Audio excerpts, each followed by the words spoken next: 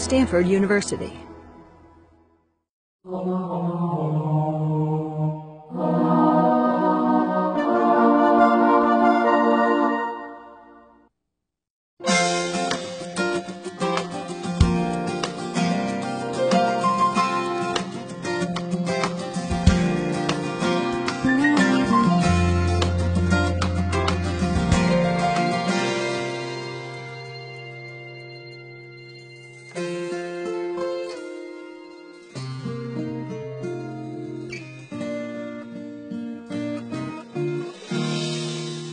Thank you, Nora. Thank you for joining us. What I'll try to do in the next half hour or so is just talk a little bit about some of the work that we're doing, in particular with respect to coronary stents, which refer to these slotted tubes or metal tubes that we place in coronary arteries, the vessels that bring blood to people's hearts when they're blocked, and hopefully prop them open and improve the blood flow and relieve symptoms and help people live longer. I will start by mentioning that I don't have any financial relationships with any of the devices or companies that I'll be discussing in this talk. So to give you a little bit of background, first of all, coronary disease is a very common problem, as you probably read about or know about or have loved ones that have suffered this disease. It's the most common cause of mortality in the United States, about 800,000 deaths per year. 7 million adults in the U.S. have symptomatic coronary disease, and the annual cost to the healthcare system is huge, over $75 billion. And what we're referring to, again, are these arteries or blood vessels that supply blood to the heart muscle and allow the heart muscle to pump effectively. And as you see in this cartoon, there are two main coronary arteries. There's a left coronary artery shown here, and then there's a right coronary artery shown here. The left coronary artery divides into two main branches, the left circumflex and the left anterior descending. And so often you'll hear about three vessels or three coronary arteries, and what people are referring to are the two main branches of the left and then the right coronary artery. And when you hear the term triple bypass or quadruple bypass, what that's referring to is someone who has narrowings in 3 or 4 vessels or branches of vessels and has bypasses placed surgically beyond 3 or 4 of those narrowings. And that's been the traditional way of treating coronary narrowings until the past 20 or 25 years, when coronary angioplasty and stenting became available, and we'll talk a little bit about that. Now, what is the impact of coronary disease? Well, what it can lead to is inadequate blood flow to the heart muscle, and this is particularly a problem when people are exerting themselves, like this man shown here, when the weather is cold and the vessels can constrict, when you're carrying something heavy, and just after eating a meal, when a lot of your blood flow is going to other parts of your body, like your gut. And those symptoms are typically referred to as angina or angina. And that's the syndrome of chest tightness, pressure, sometimes radiating to the arm, shortness of breath, that occurs when the heart's not getting enough blood flow because of buildup of blockage or narrowing in the arteries. We have a number of ways of diagnosing coronary disease. The traditional way is doing an exercise treadmill test, where your physician has you walk on a treadmill while monitoring your electrocardiogram or EKG. And what we look for are not only changes in the electrocardiogram, which signify that the heart's getting inadequate blood flow, but also symptoms, blood pressure response, heart rate response, the ability of the patient to exercise, all of those things. There are more fancy ways now available that are likely more accurate for diagnosing coronary disease non-invasively. One technique is called a nuclear perfusion scan or thallium scan that you may have also heard about or read about. And what this refers to is, again, looking at the response to the heart to either stress by exercise or also by giving medication that temporarily stresses the heart. And what we do is inject a radionuclide, or a material that we can see on the nuclear scanner at rest, and see how much of the heart is perfused. This is a cross-section of the heart chamber. And then look at it during stress shown here, and you'll see that there's areas that aren't as brightly lit, and those are areas that aren't getting the radionuclide because there's a blockage in the artery that supplies blood to that muscle. And so that's another way we can diagnose coronary disease. The definitive way has traditionally been the cardiac catheterization laboratory, where we do what's called coronary angiography. And this is a room where we can use X-rays, and we inject radio contrast dye material directly into the arteries and take X-ray images. And the way we do that is a patient comes into the cath lab, is given some sedation, but is generally awake during the procedure.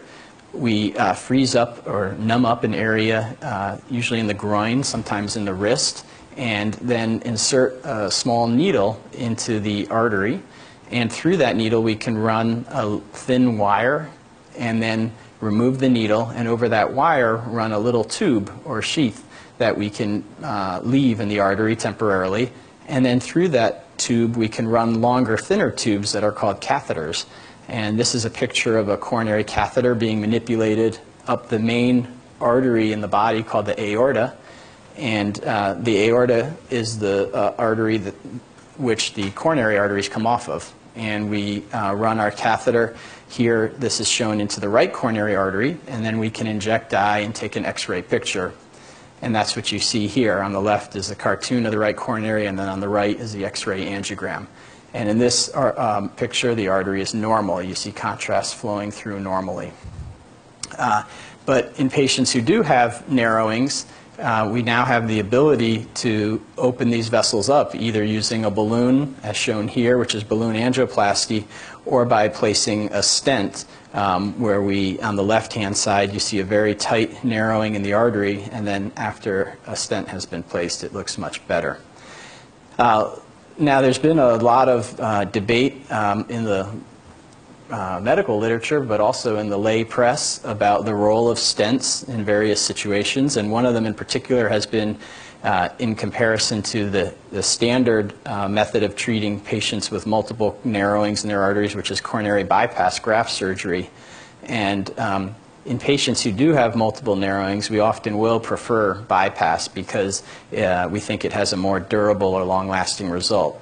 And if the main branch of the left coronary, the left main artery, is narrowed, we also often prefer bypass. Again, in this case, because it's such an important vessel, if something goes wrong with the stent, you don't have a lot of protection, whereas with bypass, you've bypassed multiple of the vessels, and if there's a problem with one graft, you still have the other ones to sort of help you out.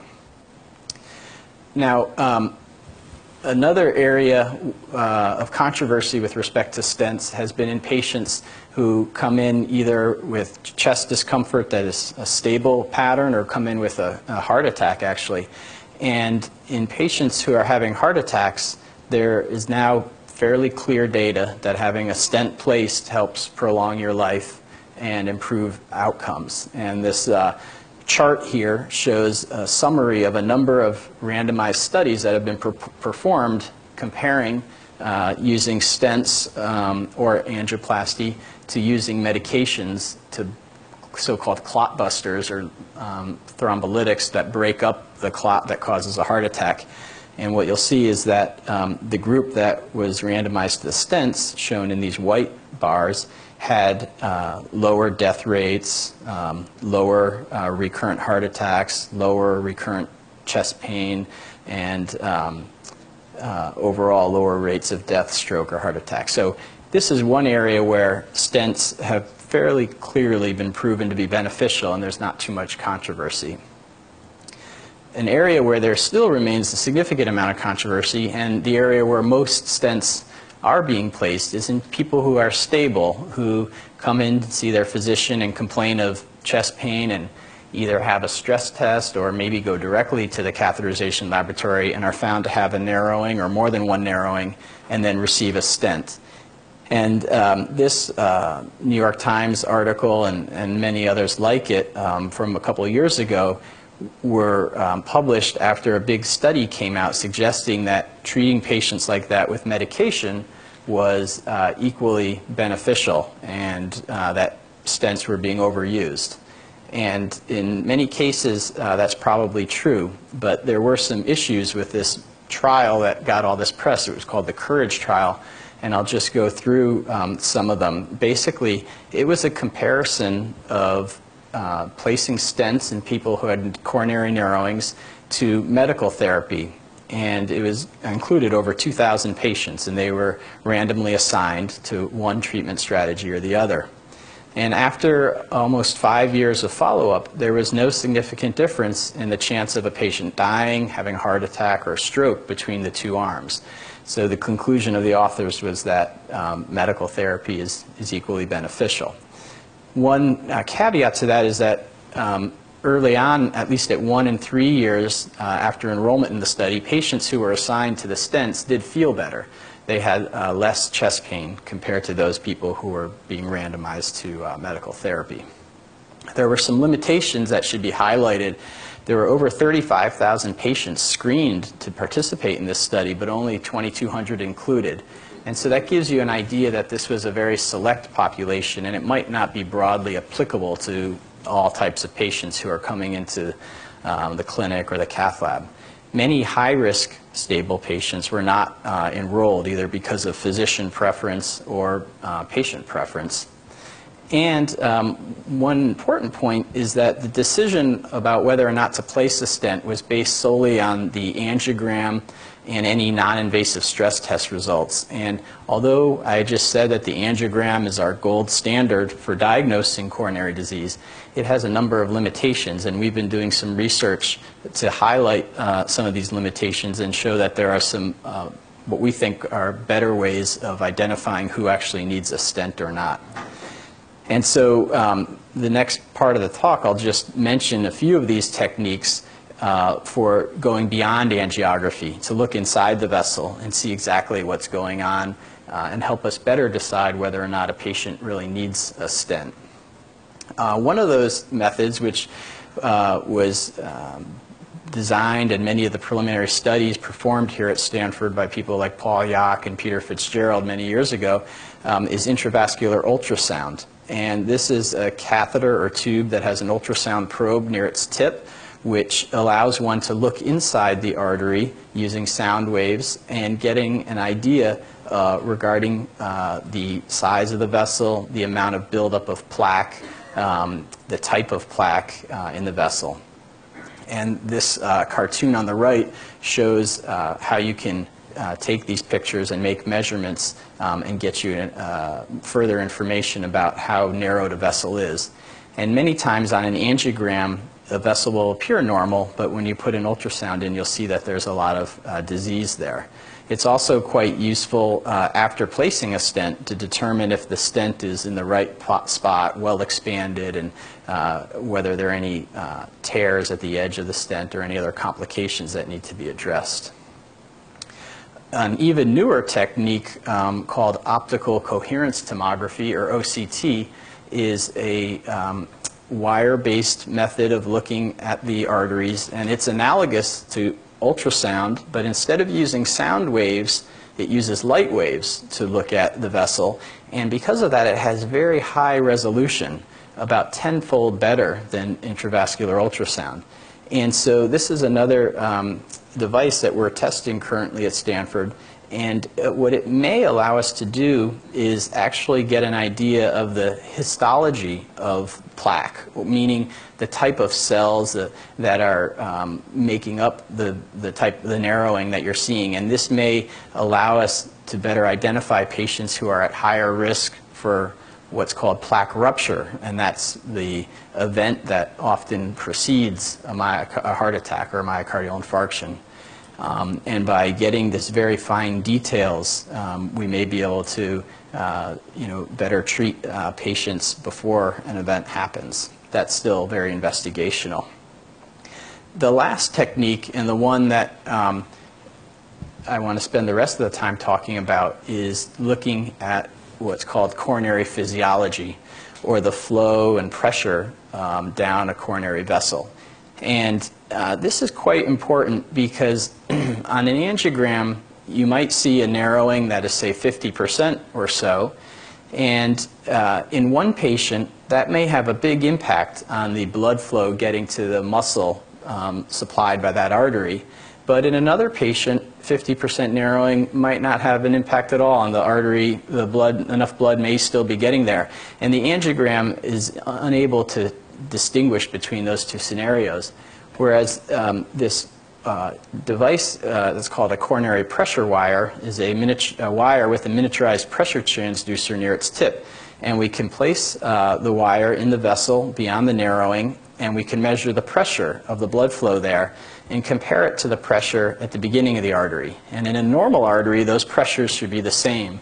But as you can imagine, just like a pipe that might be plugged up with rust or other crud, you'll have low pressure at the other end. The same thing happens with the coronary arteries.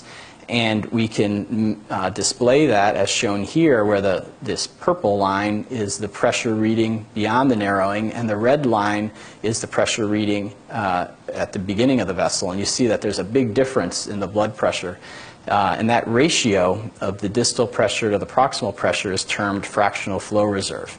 And it's normally, like I said, 90 to 100% of the blood that should be getting there actually gets there, and the FFR will be 0.95 or 1.0.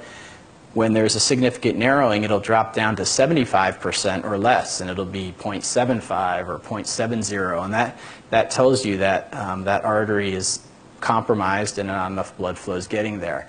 And it helps guide you so that you know that this vessel actually needs a stent, whereas another patient who has normal flow there may not need a stent, and they may get placed for no reason. So I'll show a case of a patient that helps highlight how this can be useful and how it guides us in deciding who actually needs a stent. This is a 50-year-old man who had high blood pressure and high cholesterol. He was awakened by chest pain, and this was the third time that this had happened in the past week. And this episode was persistent and bothersome enough that he decided to come to the emergency department, where an EKG or electrocardiogram was done, and it was normal. But because of his risk factors and his symptoms that he described, the feeling was that he should be watched overnight to make sure that he wasn't having a heart attack. And indeed, it turned out blood tests showed that he did have a small heart attack. And in patients like that, we generally elect to do a coronary angiogram to determine the cause of the heart attack. And so that's what happened in this patient. This is his right coronary artery.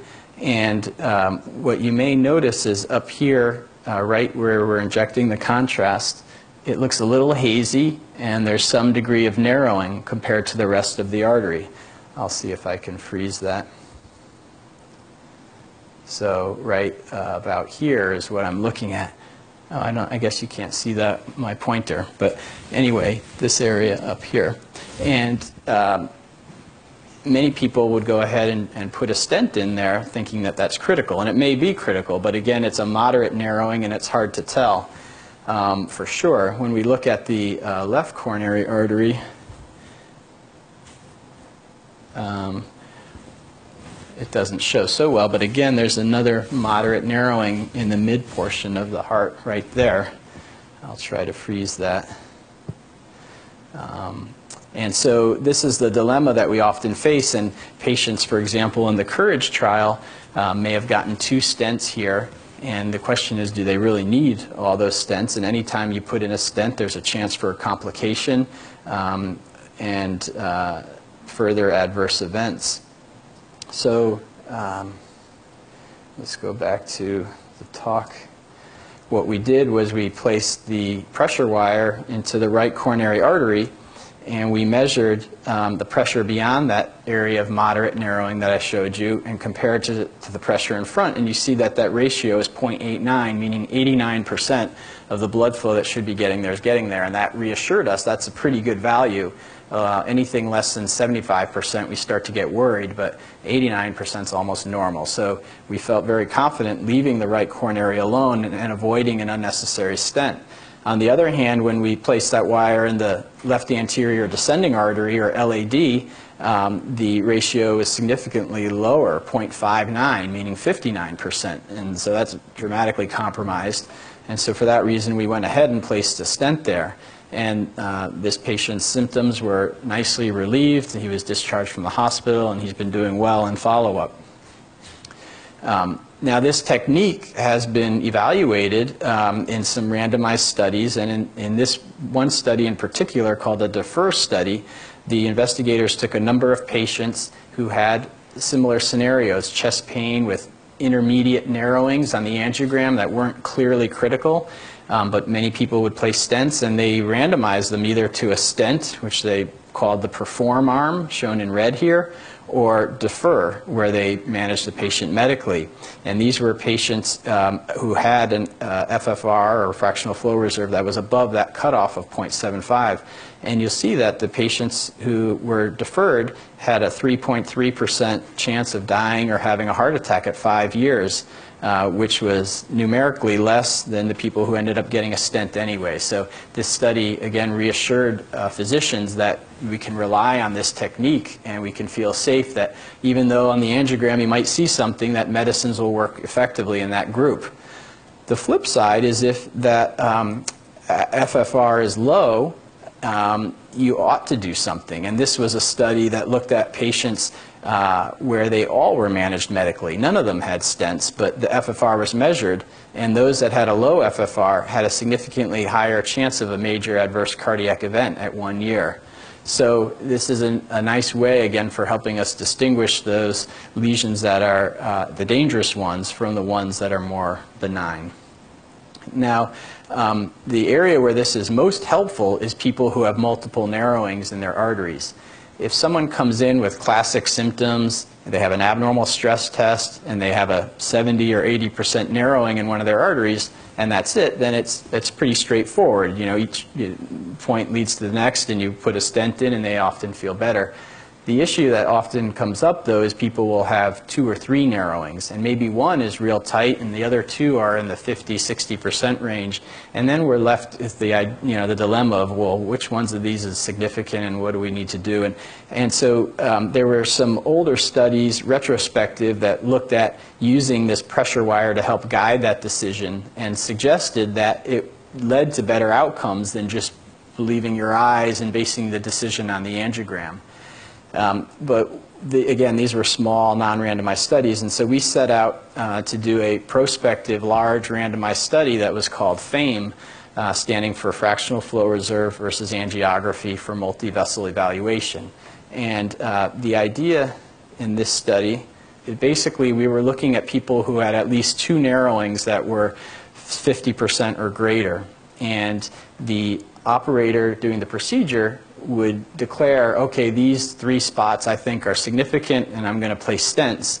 And then the patients were randomized, and they were either randomized to what was termed angiographic guidance, where the operator went ahead and placed the stents based on the angiogram, or to FFR guidance, where the operator used this pressure wire and got more information about the hemodynamic significance or the pressure drop across these narrowings, and then placed stents only if they were critical. And this was a multi-center study. It was partly coordinated at Stanford, partly coordinated in Europe, including over 1,000 patients. And the main endpoint of the study was looking at the chance of dying, having a heart attack, or needing to come back to the cath lab for a repeat procedure at 1 year. And what we found was, first of all, those patients that were randomized or assigned to this FFR guided strategy where the pressure wire was used, they had a better survival rate, less chance of having a heart attack, less chance of needing to come back to the cath lab compared to the patients who were assigned to the angiographic guidance alone. So they had improved outcomes. They were lower costs too. During the procedure, there was about $700 less used because fewer stents were placed in those patients. Although there is a cost for using this pressure wire, but it was offset by the stents. Also, the contrast material which we use was significantly lower in the FFR guided group, and that may not sound like a big deal to you, but for people who do this procedure, it's quite a big deal because the contrast can damage the kidneys, which can be a very big problem if someone develops kidney failure. And so anything that we can do to decrease the amount of contrast we use is felt to be very beneficial. And finally, it didn't delay the procedure. One of the perceived reasons or arguments about not doing this test is that it adds time and expense, but in both groups had exactly similar time, and again, likely that's because it does add a little bit of time to measure the pressure, but you save time by not having to put in as many stents. In conclusion, the main point I'd like you to take home is that coronary disease is still a very important problem and cause of morbidity and mortality. We're learning more and more about it every day. There are patients who do need to have coronary stents to help open the blocked arteries that are causing symptoms. But I think there are more refined techniques that we're learning about and hoping to implement more and more to help guide us in this strategy. And some of those are physiology, like I talked about. Others give us structure, and others give us biologic information. So FFR, or the pressure wire, gives us the physiology. The ultrasound can give us the anatomic or structural information, and the OCT can give us the biologic information we'll see that may help us treat our patients better. So thank you for your attention. I'm happy to take any questions. The question was that a friend of his has 10 stents in his body, and he can't see where all those stents would fit. Now, it is possible to get 10 stents into the coronary arteries. It's unusual, but the stents come in various sizes, and so you can put 3 or 4 stents in one artery, and so you have 3 arteries. You can get up to 10, but this term stent is also a generic term, and people have stents in other arteries too, sometimes in the arteries to their kidneys or their aorta or arteries to their arms or legs. So it may be that there's a few stents in, not just in the heart, but in other places. So the question is it true that plaque can occur in one organ but not in others, and why might that be? It is true, and but most commonly people who have plaque, for example, in their coronary arteries, they are definitely at higher risk for having plaque in other arteries, whether it's their carotids or their legs. So it does, you do have a higher association between that, but there are instances where people will just have it in one place, and we are not sure why. We think certainly some of it, the reason people develop plaque is due to systemic factors like high blood pressure, diabetes, high cholesterol, smoking, but there must be more to it than just that, right? Or else we would get it everywhere. And so likely there are other issues like local inflammation that occurs, perhaps in just some vessels but not in others. Also, the flow of blood through various branches may stimulate development of plaque, and that may happen in some arteries and not in others. One of the really interesting questions that people have been trying to answer for years is why what's called the internal mammary artery or internal thoracic artery does not develop plaque. That is one of the arteries that's used for coronary bypass, and it has a very good rate of staying open and free of plaque, and we still don't have a good understanding of why that is. So we still have a lot to learn, but yeah, that is true that it can happen just in one spot and not in others. For sure. So family history is a critical risk factor to developing coronary disease, and it is amazing how we'll see young people who have no risk factors, who are very active, exercise all the time, don't have any bad habits, yet they have coronary disease. And likely it is genetic, and a number of studies are being done to try to investigate exactly which so-called polymorphisms and other things like that may be contributing to this predisposition in some people. So the question is, just to repeat it, that the Berkeley Heart Lab was concentrating on the size of the so-called LDL, or bad cholesterol, and small dense LDL being worse than larger, less dense. And that is true. but it hasn't panned out from a clinical standpoint to be a great way of distinguishing patients. There's still so many other variables that we look at, but it is something that's being actively investigated still. The question is, are there differences between men and women with respect to how the plaque is laid down? You know, there are sex differences, particularly things like the timing of the development of coronary disease. Women tend to develop it later than men, 10 or 15 years later, likely related to hormonal changes and the protective effects of hormones in them at a younger age. As far as the distribution of plaque, it's not clear that there are really that significant difference. One area that there is a big difference is the way women present compared to men. It seems that women often have what have classically been termed atypical symptoms, just because men have been studied the most in early trials. So the way men presented was termed typical, which is this chest pain radiates to the arm. Women may present just with shortness of breath or with nausea or other symptoms that aren't quote-unquote classic. So that's one of the big differences between men and women. Yeah. So the question is with respect to obstructive sleep apnea, a syndrome that people can develop where, particularly at nighttime when they're sleeping, they have periods of what's called apnea, where they don't breathe as frequently as they should. And this syndrome has recently become recognized as a risk factor for heart disease and can play a big player in the development of heart failure and pulmonary hypertension, high blood pressure in the lungs. So there is a definite association, and it appears that successful treatment of that can improve that situation too. So it is something that we're starting to pay more attention to and screen patients for, and then try to aggressively treat. Yeah, diet plays a key role in the development of atherosclerosis. Exactly what the best diet is still open to debate, but certainly the American Heart Association suggests a low-fat, low-cholesterol diet. This so-called Mediterranean diet has gotten a lot of press and appears to be a beneficial type diet. I think that diet is clearly important, but particularly here in the United States, one of the really important things is just eating less and exercising more. And if we could, certainly eating healthy is critical, but also if we can remind, especially our youth, about eating less and exercising more, that'll go a long way to improve things.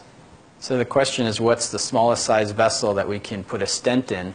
And currently we have stents that go down to 2 or 2.25 millimeters in diameter. And so that is about the smallest size that we can get. The question is, what's the average lifespan of a stent? Hopefully it's for the rest of the patient's life. There is a risk that, first of all, once the stent is implanted, it can't be removed. It's there for good. And the main risk is that re-narrowing can develop within the stent. Plaque or scar can grow through the struts of the stent and cause re-narrowing. The chance of that happening during the first year, depending on the type of stent and the type of vessel, is maybe about 5%. And that's using the most up-to-date stents, these so-called drug-coated stents. Subsequent years, there's still a risk, but it's less, maybe on the order of 1 or 2% per year. So there is a fair chance that it can re-narrow. If that happens, we can go ahead and try to open it up again or put in another stent if necessary. But if you make it through the first year, then there's actually probably a greater risk of developing a narrowing elsewhere in the body, or just as good a risk as it is of having a problem with the stent. Yeah, so the question is an excellent one about whether there are patients who can have heart failure without having narrowings in their arteries, and is there a relationship. And Heart failure or congestive heart failure refers to when the pump isn't squeezing as effectively as it should be. And there are a number of causes. The most common cause is coronary artery disease and people having narrowings and developing heart attacks where the muscle dies and therefore isn't able to pump as effectively. But there are a number of other reasons that people can develop heart failure. And particularly as we get older and many of us develop high blood pressure, the heart muscle itself can get stiff and thick, and we can get what's called diastolic dysfunction, which is another common cause of heart failure, where the arteries or the blood flow to the muscle is normal. It's just the muscle has changed because of long-standing high blood pressure. Other common scenarios are things like alcohol or other drugs, which can affect the ability of the heart to pump. Sometimes people can get infections that can cause inflammation in the muscle and cause the heart not to pump well. So there's a long list of reasons why people can develop heart failure. There can be things that can infiltrate the heart too that can affect its ability to pump. But again, the most common cause is narrowings in the arteries. Okay, thank you for your attention.